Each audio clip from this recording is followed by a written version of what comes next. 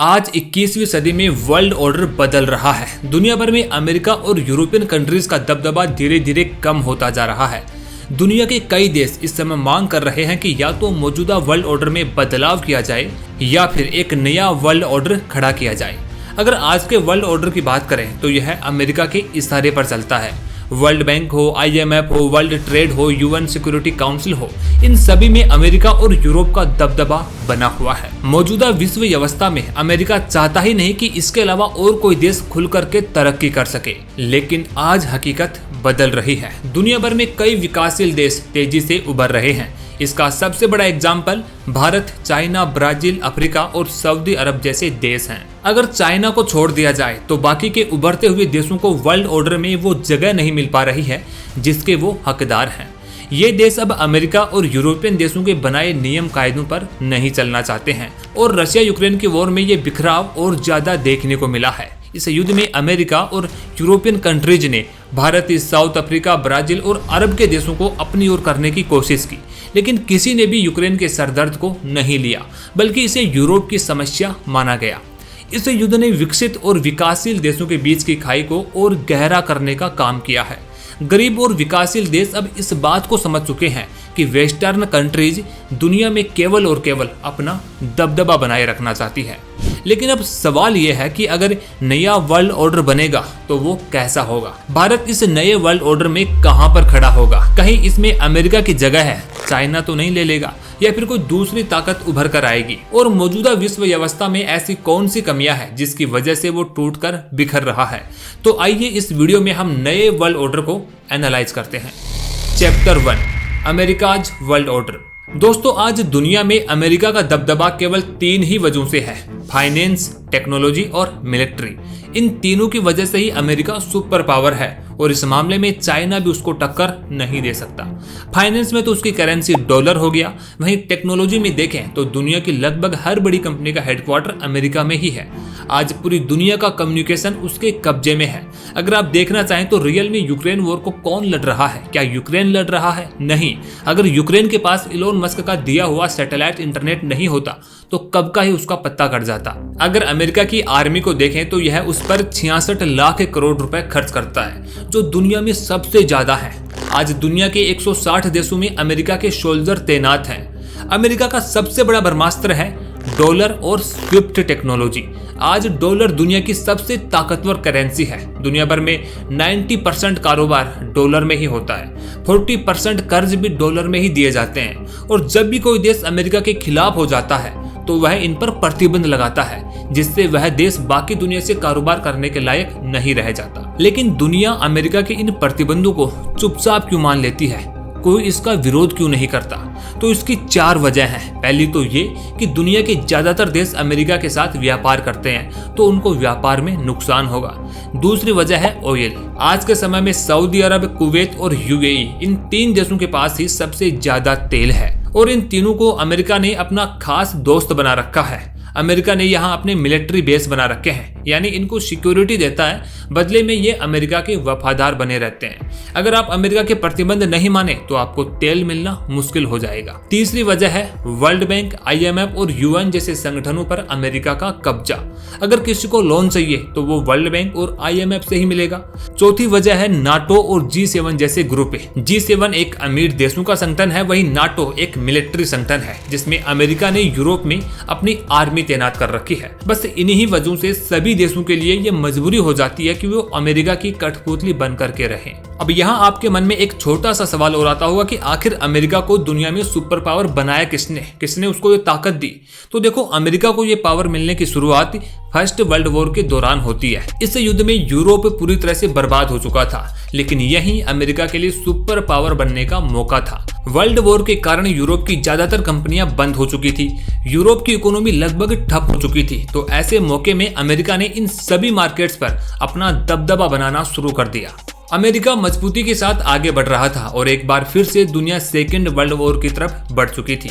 और इस वक्त अमेरिका ने दुनिया को अपनी असली पावर दिखाई जब उसने जापान के हिरोशिमा और नागासाकी पर न्यूक्लियर अटैक्स किया। इस वॉर के बाद दुनिया की तमाम बड़े देशों की अर्थव्यवस्था तबाह होने लगी थी और ऐसे में अमेरिका ने अपना एक और हथियार निकाला जिसे दुनिया आज डॉलर कहती है। डॉलर से पहले दुनिया में गोल्ड के जरिए व्यापार होता था, लेकिन 1944 में अमेरिका में 44 कंट्रीज का एक सम्मेलन होता है। इसमें वर्ल्ड बैंक और IMF को बनाया जाता है और डॉलर को ग्लोबल करेंसी के तौर पर मान्यता दी गई। इसके बाद अमेरिका की ताकत कई गुना बढ़ती चली गई। कई देशों में साम दाम दंड भेद की नीति अपनाकर तख्ता पलट करवाया गया। मिलिट्री पर बेहिसाब पैसा खर्च किया जाने लगा। सोवियत यूनियन को कई टुकड़ों में बांट दिया। दूसरे देशों के आंतरिक मामलों में दखल अंदाजी की जाने लगी और आज भी दुनिया के लगभग 20 से ज्यादा देशों पर अमेरिका ने प्रतिबंध लगा रखे हैं। दोस्तों, आज भले ही अमेरिका सुपर पावर हो, लेकिन अब उसको कई चुनौतियां मिलना शुरू हो चुकी हैं। रसिया और चाइना उसके लिए बहुत बड़ी चुनौती बने हुए हैं। Chapter 2 new world order. दोस्तों, अमेरिका की सबसे बड़ी ताकत यही थी कि वो दूसरे देशों पर प्रतिबंध लगा देता था ताकि वो देश बाकी दुनिया से कट जाए और पूरी तरह दिवालिया हो जाए। लेकिन अमेरिका की यही ताकत अब कमजोर पड़ती जा रही है। चलिए आपको कुछ एग्जाम्पल दिखाता हूँ कि कैसे अमेरिका के वर्ल्ड ऑर्डर को चुनौती मिल रही है। ताजा मामला रसिया का देख लीजिए। यूक्रेन वॉर की वजह से यूएस ने रशिया पर प्रतिबंध लगाए ताकि वो न तो दुनिया से व्यापार कर सके, न तेल बेच सके, न हथियार बेच सके और न ही डॉलर को यूज कर सके। लेकिन इस बार कहानी में एक नया ट्विस्ट आता है। अमेरिका के प्रतिबंधों को सबसे पहले तो भारत ने चैलेंज किया। रूस से कच्चा तेल खरीदना शुरू किया और वो भी सस्ते में। भारत के इस कदम का अमेरिका कोई विरोध नहीं कर सका और न ही दोनों देशों के बीच रिश्ते खराब हुए। ऐसे ही चाइना भी रूस से कच्चा तेल खरीद रहा है और बाकी व्यापार भी कर रहा है। इनके अलावा ईरान से तो बेकायदा रूस ने हथियार खरीदे हैं। ऐसे ही तुर्की, सऊदी अरब, अफ्रीकन कंट्रीज भी रूस के साथ व्यापार कर रहे हैं। तो एक चीज तो क्लियर हो जाती है कि प्रतिबंधों के बावजूद भी रूस अच्छे से सरवाइव कर पा रहा है। यानी अमेरिका के प्रतिबंधों का कोई मतलब नहीं निकल रहा है। रूस के अलावा ईरान पर भी काफी समय पहले से ही प्रतिबंध लगे हुए हैं, लेकिन ईरान की इकोनॉमिक कंडीशन खराब नहीं हुई है। आज कई देश ईरान से व्यापार कर रहे हैं, उसका तेल भी खरीद रहे हैं। ऐसे ही नॉर्थ कोरिया के ऊपर भी प्रतिबंध लगे हुए हैं, लेकिन वो भी ठीक ठाक से सरवाइव कर रहा है। हालांकि गरीब देशों को प्रतिबंध का नुकसान होता है, जैसे कि वेनेजुएला, क्यूबा, सीरिया। लेकिन जो देश अपने दम पर खड़ा है उसको अमेरिका के प्रतिबंध भी नहीं रोक सकते। दूसरा एग्जाम्पल देखने को मिलता है मिडिल ईस्ट के अंदर। सऊदी अरब हमेशा से अमेरिका का पक्का वाला दोस्त रहा है। जैसा अमेरिका कहता है कि कब तेल का प्रोडक्शन बढ़ाना है या घटाना है, किसी को तेल देना है, किसी को नहीं देना है, सऊदी अरब बिल्कुल वैसा ही करता आया है। लेकिन इस बार ऐसा नहीं हुआ। अभी 2022 में सऊदी अरब ने तेल की प्रोडक्शन करने में कुछ कमी कर दी थी। तब अमेरिका ने तेल के प्रोडक्शन को बढ़ाने के लिए सऊदी अरब से बात की, लेकिन सऊदी अरब ने अमेरिका की बात को मानने से इनकार कर दिया। अमेरिका ने सऊदी अरब को वार्निंग भी दी, लेकिन MBS साहब तो फिर भी नहीं झुके।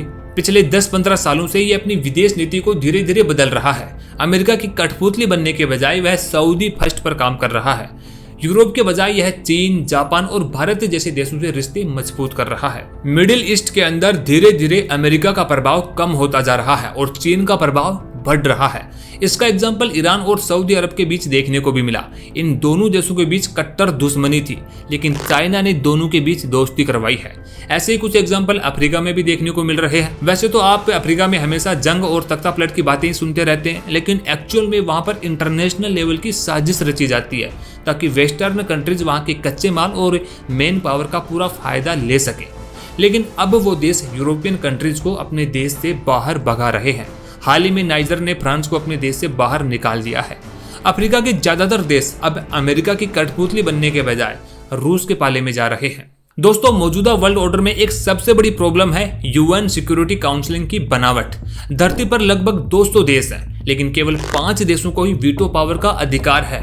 क्यों? ये सवाल भारत बार बार उठा रहा है और जब तक सुरक्षा परिषद में कोई सुधार नहीं हो जाता तब तक नए वर्ल्ड ऑर्डर की मांग उठती रहेगी। UN में भारत को परमानेंट मेंबर्स में शामिल करना होगा, क्योंकि आज हम दुनिया की सबसे बड़ी पॉपुलेशन वाली कंट्री है, दुनिया की 5th लार्जेस्ट इकोनॉमी है, दुनिया में सबसे तेजी से विकास करने वाली इकोनॉमी है। लेकिन उसके बावजूद भी सुरक्षा परिषद में हमारे पास वीटो का अधिकार नहीं है। और बात केवल UN तक ही सीमित नहीं है, कई और भी ग्लोबल ऑर्गेनाइजेशंस हैं जिनमें सुधार की जरूरत है, जैसे कि IMF, world bank, world trade organisations. Bharat के अलावा अफ्रीकन यूनियन को भी कभी भी वर्ल्ड ऑर्डर में सही जगह नहीं दी गई है। अभी हाल ही में भारत ने अपने प्रयासों से G20 में उसको शामिल करवाया है और जब भारत UN का परमानेंट मेंबर बन जाएगा तो संभव है कि वो अफ्रीकन यूनियन को भी परमानेंट मेंबर बनवाने की पूरी कोशिश करेगा। Chapter 3 BRICS is changing the world order. दोस्तों अमेरिका आज जिस पोजीशन पर खड़ा है उसको चैलेंज करना किसी एक देश के लिए, चाहे वो चाइना हो या रशिया, नामुमकिन है। इसके लिए अलायंस की जरूरत पड़ेगी और ब्रिक्स एक ऐसा ही संगठन है जिसको रूस और चाइना वेस्टर्न कंट्रीज से टक्कर लेने के रूप में देखते हैं। ब्रिक्स 5 देशों का संगठन है, ब्राजील, रशिया, इंडिया, चाइना और साउथ अफ्रीका। लेकिन 2023 में इसमें 6 और कंट्रीज जुड़ चुकी हैं, Saudi Arabia, Iran, Argentina, Egypt, Ethiopia और यूएई। इनके अलावा 40 से ज्यादा कंट्रीज और हैं जो जुड़ना चाहते हैं। लेकिन अचानक से ब्रिक्स में जुड़ने वाले देशों की संख्या क्यों बढ़ गई? तो इसकी 2 बड़ी वजह है। पहली तो ये कि ब्रिक्स से जुड़ने वाले ज्यादातर देश अमेरिका और पश्चिमी देशों के विरोधी हैं। इनका मकसद है कि वर्ल्ड ऑर्गेनाइजेशन पर से अमेरिका के डोमिनेंस को कम किया जाए। दूसरा कारण है कि आज दुनिया भर में जितना भी कारोबार होता है वो डॉलर पर ही डिपेंड करता है और डॉलर अमेरिका कंट्रोल करता है। तो ब्रिक्स में शामिल होकर ये देश डॉलर पर से अपनी निर्भरता कम करना चाहते हैं, क्योंकि आगे आने वाले टाइम में हो सकता है कि अगर और ज्यादा देश जुड़ते हैं तो ब्रिक्स अपनी करेंसी भी बना सकता है जो सीधे सीधे डॉलर को कमजोर करेगी। विकासशील देशों का अमेरिका और यूरोप पर से इसलिए भी विश्वास उठ गया क्योंकि कोविड महामारी के दौरान इन देशों ने वैक्सीन की जमाखोरी कर ली थी और इन छोटे और विकासशील देशों तक वैक्सीन नहीं पहुंच पाई थी। वो तो तब भारत ने इन विकासशील देशों की काफी मदद की थी। ब्रिक्स के विस्तार से अमेरिका भी टेंशन में है क्योंकि ब्रिक्स देशों में ही दुनिया की 46% से ज्यादा आबादी रहती है और दुनिया की जीडीपी में 37% की हिस्सेदारी है। वर्ल्ड बैंक और IMF को टक्कर देने के लिए ब्रिक्स का एक बैंक भी है, न्यू डेवलपमेंट बैंक, जिसे 2015 में ही बना दिया गया था, जो अब तक 100 प्रोजेक्ट्स में $33 अरब का कर्जा दे चुका है। सऊदी अरब, UAE सहित कई विकासशील देश इस बैंक से लोन लेना चाहते हैं। चलिए अब हम आखिरी सवाल पर आते हैं कि भारत इस नए वर्ल्ड ऑर्डर में कहां पर खड़ा होगा। Chapter 4, India in new world order. दोस्तों दुनिया में अब तक गरीब और विकासशील देशों के साथ जो गलत हो रहा था उसको कोई गलत कहने वाला नहीं था, लेकिन भारत ने अब उस पर आवाज उठाई है। भारत मल्टीपोलर वर्ल्ड बनाना चाहता है, यानी एक ऐसी व्यवस्था जिसमें एक कंट्री के पास पावर नहीं हो बल्कि सभी देशों का सहयोग हो। भारत आज ग्लोबल साउथ और विकासशील देशों की आवाज बन रहा है। कोरोना के समय गरीब देशों को वैक्सीन भेजकर भारत ने इस विश्वास को और मजबूत किया है। और देखो भारत आज उस पोजीशन में नहीं रहा है कि हमें अमेरिका के पाले में जाएं कि या रशिया के पाले में जाएं, बल्कि आज खुद ही इतनी पावरफुल पोजीशन में है कि विकसित देश खुद भारत में आना चाहेंगे। इसलिए आएंगे क्योंकि दुनिया की सबसे बड़ी आबादी हमारे पास है और इतने बड़े कंज्यूमर मार्केट को हर देश एक बड़ी अपॉर्चुनिटी के रूप में देखता है। आज हम रूस से तेल भी खरीद रहे हैं और यूरोप के देशों के साथ भी व्यापार कर रहे हैं। अमेरिका भी भारत के साथ रिश्ते और मजबूत इसलिए कर रहा है क्योंकि उसे चीन से टक्कर लेनी है। अमेरिका चीन की इस लड़ाई में फायदा भारत को हो रहा है। चाइना जितनी तेजी से दुनिया में अपना वर्चस्व बढ़ाएगा, अमेरिका उतना ही ज्यादा इन्वेस्टमेंट भारत में करता जाएगा। भारत किसी एक तरफ के अलायंस में शामिल नहीं होकर दोनों तरफ के अलायंस में शामिल हो रहा है। भारत ब्रिक्स का पार्ट है और साथ ही साथ क्वाड का भी पार्ट है। अब ये भारत के लिए इसलिए भी जरूरी है क्योंकि हमें चाइना से भी टक्कर लेनी है। अगर हम ब्रिक्स में ही शामिल रहते जो कि साफ साफ वेस्टर्न कंट्रीज को चुनौती देता है तो कहीं ना कहीं भारत को भी नुकसान होता। लेकिन भारत चीन को टक्कर देने के लिए अमेरिका के बनाए हुए ग्रुप्स में भी शामिल रहता है। जैसे हाल ही में भारत ने चाइना के BRI यानी कि belt and road initiative project को चुनौती देने के लिए अमेरिका, मिडिल ईस्ट और यूरोप के साथ मिलकर एक कॉरिडोर बनाने का ऐलान किया है। इस प्रोजेक्ट में भारत के साथ UAE, Saudi Arab, European Union, France, Italy, Germany और अमेरिका शामिल होंगे। व्यापार के हिसाब से देखें तो यह प्रोजेक्ट गेम चेंजर साबित होने वाला है, तभी तो इसे चीन के BRI प्रोजेक्ट की काट कहा जा रहा है। दोस्तों नए वर्ल्ड ऑर्डर में भारत की छवि ग्लोबल साउथ के लीडर के तौर पर बन सकती है, लेकिन इसके लिए बहुत मेहनत करने की जरूरत है। यहाँ भारत की टक्कर सीधे सीधे चाइना से है जो काफी सारा इन्वेस्टमेंट वहाँ पर कर रहा है। खैर दोस्तों अगर आपको वीडियो अच्छी लगी तो इसे लाइक और शेयर जरूर करें। वहीं अगर आप चैनल पर पहली बार आए हैं और ऐसे इंटरेस्टिंग वीडियोस और देखनी है तो चैनल को सब्सक्राइब जरूर कर लें ताकि आपके लिए जल्दी से जल्दी हम और वीडियोज ला सकें।